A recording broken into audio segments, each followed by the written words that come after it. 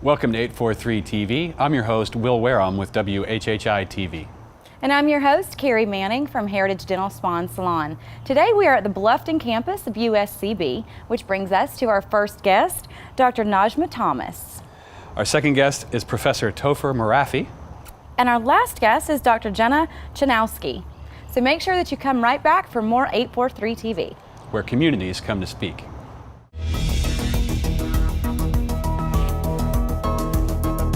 .843 TV, where Bluffton comes to speak. Where Spring Island comes to speak. Where Hilton Head Island comes to speak. Where Beaufort comes to speak.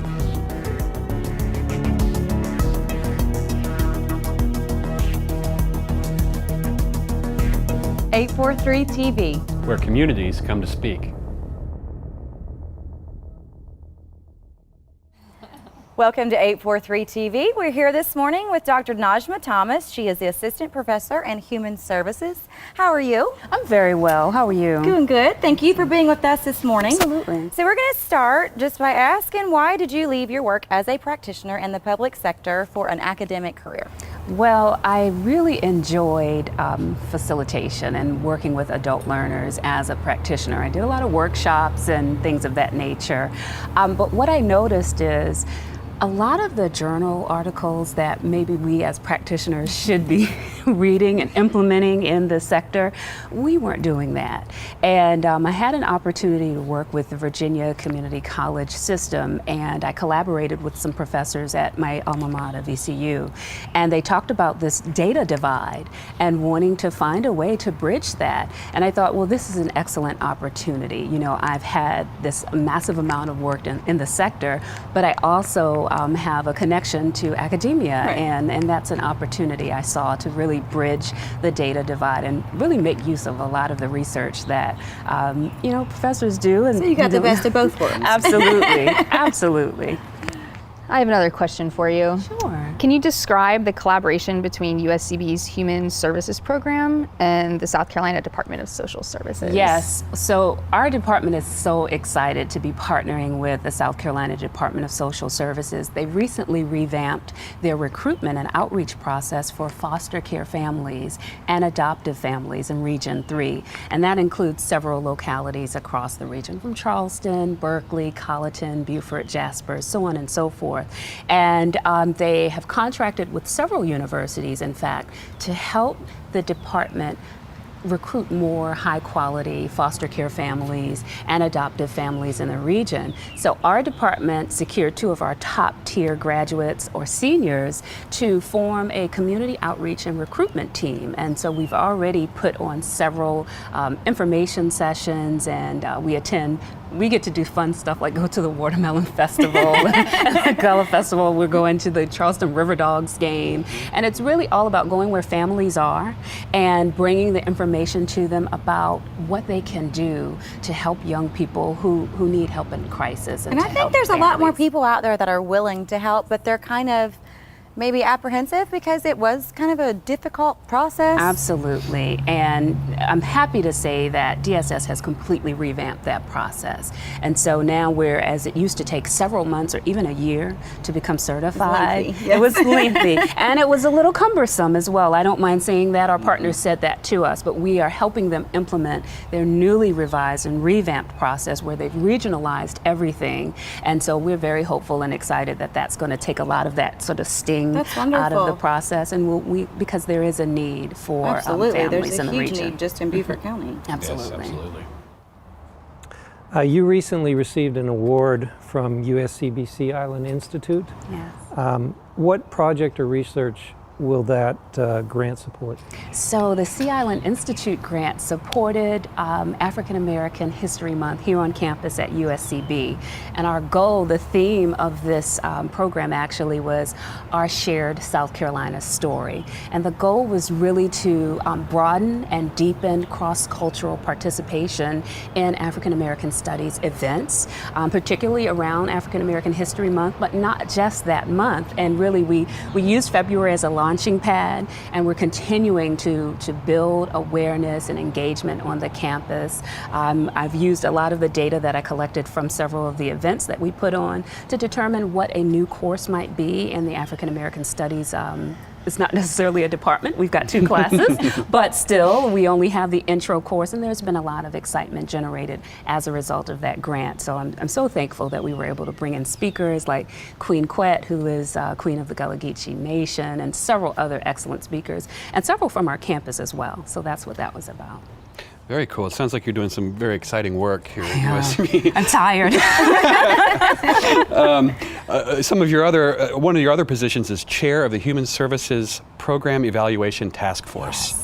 Can you tell us a little bit about the mission of this task force and your role as chairperson? Absolutely. So I had this weird desire to evaluate programs. I love data. Okay. And when I came on board, the department chair and the program coordinator for human services, they were involved in trying to get the program accredited through the Council for the Standards of Human Services Accreditation. Okay. And we have an awesome program here at USCB. Of course, our human services program does great things. But one of the areas for improvement was our evaluation of the comprehensive program. So we put together this task force to look at everything about the human services program, process, outcomes, employer satisfaction, you name it. And so I'm sharing that with Randy and Jim Glasson and several other of my colleagues. And we've surveyed, I am excited to say we had a 98 response rate from our program majors. Wow, all right. And that is almost unheard of compared to the 25% response rate from our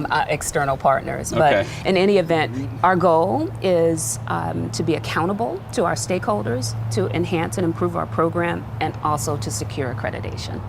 Okay, and as you evaluate the program, obviously there's ongoing research that needs to be done. Can you tell us a little bit about that research? Absolutely. So recently we looked at 13 currently accredited programs because we wanted to see how they teach evaluation. What methods and modalities do they use to train the next generation of human services professionals and leaders to evaluate human services programs? And so we wanted to see if they aligned with professional standards and where there are some gaps. Were there some gaps, and how could we better inform our program? And so I'm happy to say that of those 13 accredited programs, there's very close alignment with the professional standards. There's some variation across particular topic areas, but generally speaking, we're right where we should be. So I'm excited about that for our sector. That is very exciting work. Dr. Thomas, thank you so much for joining us this morning. Thank you. Thank you. And stick around for another segment of 843 TV.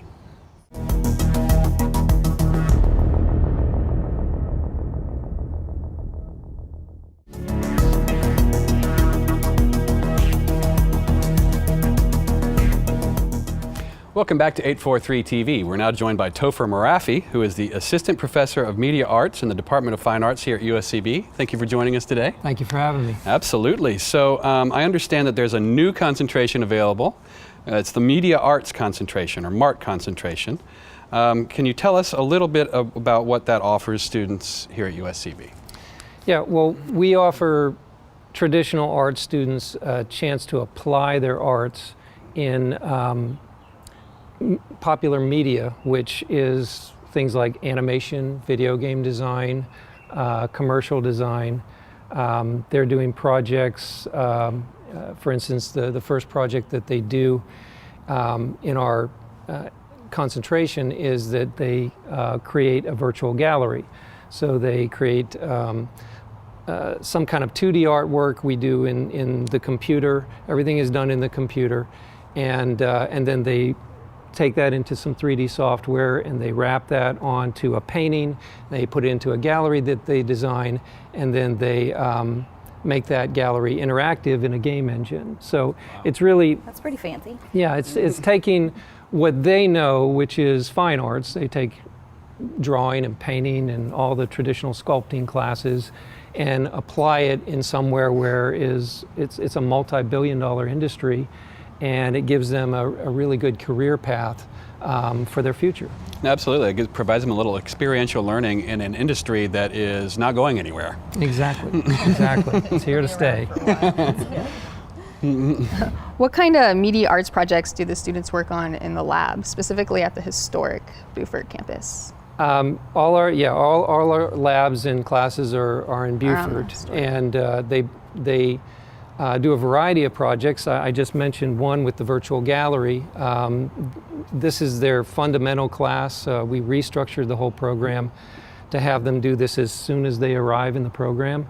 And so they start out simple, learning all the different parts of the software that is really used for all the applications, whether you're doing animation or games. It's all the same software.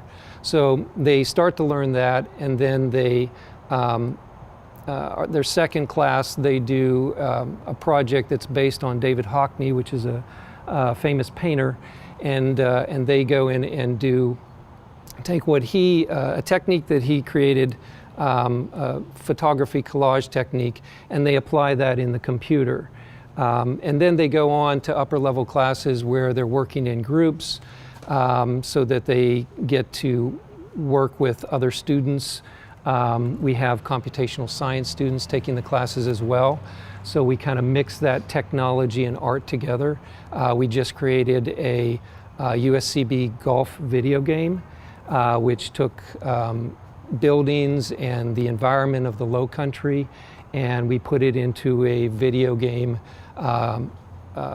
based on golf, which is, super popular here in Hilton Head. Kind of hits all the love spots here in Hilton Head. Exactly. Wonderful. Does student research play a role in the MART curriculum? It does. In our digital imaging class, where we use David Hockney as sort of a model of a contemporary researcher, artist who uses his research to apply to his art.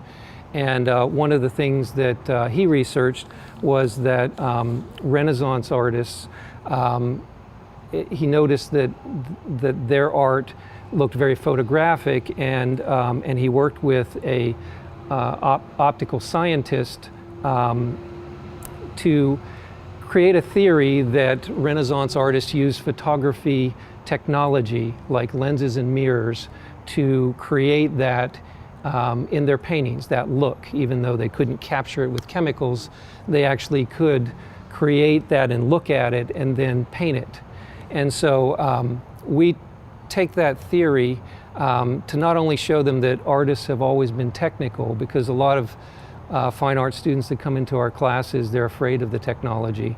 And this kind of shows them that, yes, artists have always been on the cutting edge of technology. They'll use whatever they need to make the look that they want.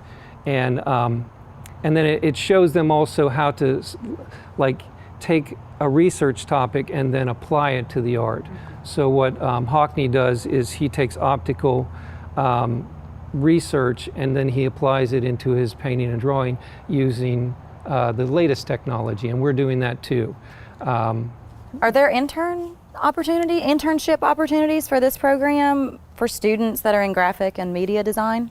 Yes, we are working with the community in Buford and the surrounding areas.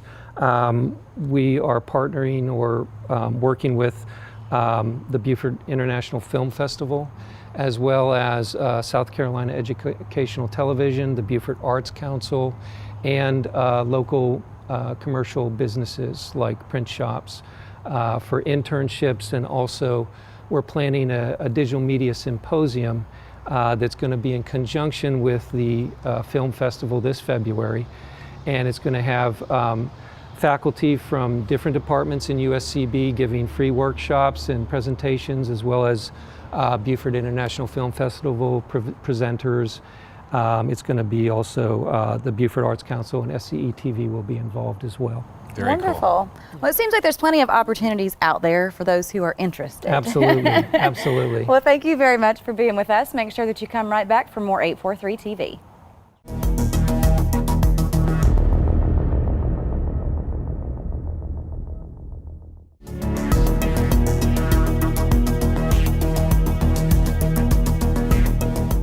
Welcome back to 843 TV. We're here now with Dr. Jenna Chanowski. She is the assistant professor in biology. How are you? I'm doing well. How are you? Doing good. So what kind of research is available here for students as a biology major? We have a lot of research. We're trying to really vamp up the biology research program, we have things there are two concentrations. One is biomedical field, which is part of what I do. And then there's also the ecology and evolution concentration.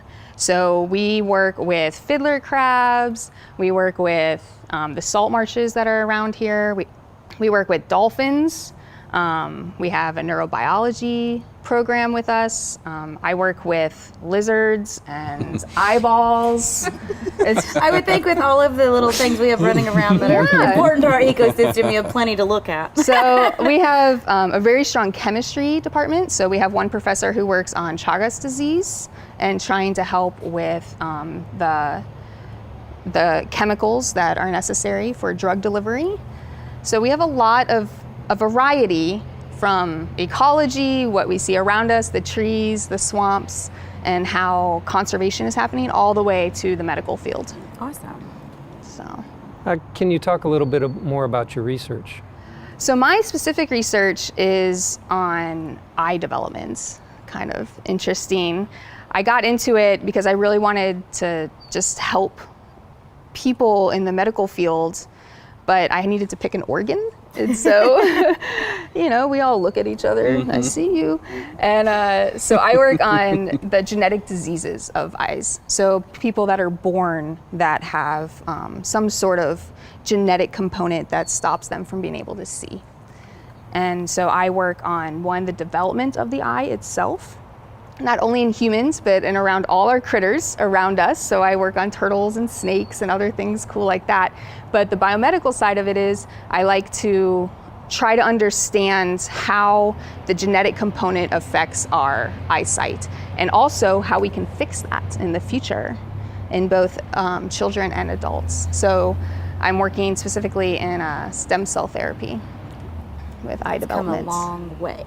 It has come a long way, but there's so much more to do. And I'm glad because, well, no, I'm not glad, but that's what I get to do. You have plenty to keep researching. There's so much to do. There's so much to do. And I need USCB, I need the students to help me figure it all out. Oh, that's an excellent segue, because my question was, how can students get involved in the research with you, or research in general at USCB? Yeah, students can get involved specifically with me, as well as any of the other biology professors that do research here. So if they're more interested in like forestry and conservation, salt marshes, things like that, we have a couple of professors that work specifically in those concentrations, and they all have research programs. So we do have classes that you can take and get credit to actually do research with the professors. You can be paid if you have been with the professor long enough, perhaps, sometimes summer paid jobs. And then, so we have courses, paid jobs, and then also you can just volunteer. So there's a lot of research going on actively right now, and any student can just come up and be like, knock on the door, hey, I'm interested in going to medical school, or I'm interested in being a forest ranger. What does that entail, and can I get involved in your project? And we definitely have an open door policy. Come on in, we'd love to talk about our research. I mean, every scientist loves to talk about their research. And we'd love to talk to the students and bring them in, and hope to bring new scientists into the world. Yes. Very cool. So speaking about, talking about students knocking on the door and expressing their interest in their ambitions, some biology students may be interested in going to medical school. Some may be interested in going out in the boat and working for, NOAA or whoever it may be. And for those prospective students who may be watching, how does the research programs available at USCB help them prepare for their ambitions, whether that be graduate school in the medical field, or biology, science research field, or a professional job in that area? Right, so our programs help a lot with getting into those future graduate programs and or internships at places like the Environmental Protection Agency, EPA, things like that. Because not only do we have the courses, like we have neurobiology, cell biology, ichthyology, if you wanted to get into fisheries. We have a lot of the courses, but the research is where it's happening. Okay. Everybody wants an intern that has research experience. You know, you don't want someone that's green, that you don't know if they know how to work around a lab, and we provide that. We have a lot of the professors who, they all have their own labs, bring in the students, get the experience, and put that on your resume and on your applications to the medical community or the conservation community, and they love that. So yeah, I mean, functionally, when you're putting your resume together, can you say, you know, I have X amount of hours in this research area, or how do you usually present that to, you know, to a job seeker? You would want to put specifically like what you're doing. The hours, you're going to be working so many hours. Like, you know, 30 hours doesn't really mean as much because you never know what you do in an hour. It's, I worked as a lab technician in this person's lab, you know, do a little name dropping, that's okay. Sure. Well, to peel another layer off of it, not only for college students who are already in that game, but say for high school students, particularly my stepson, who loves that kind of thing but doesn't really know which direction he wants to go. Yes. How do you push that? How do you kind of hook them and get them focused in on something? I mean, do you talk to them directly? Is there someone here that would kind of reach out to that? How do you transition from that kind of wanderlust high school student to focus? Well, we would probably do that in the Bio 1 class. So in Bio 1, you hit both ecology, evolution, and the biomedical sciences. And then what they like to do, and then they see all of us professors, and then we can communicate with them at that time. Very cool. So just start in Bio 101 and then kind of grows from See there. what you and like explain it at from that there. point. Yeah. Wonderful. Very cool. Jenna, thank you so much for joining us. Thank you all for joining us today. Thank you. Thank you. And thank you for watching 843 TV. Where communities come to speak.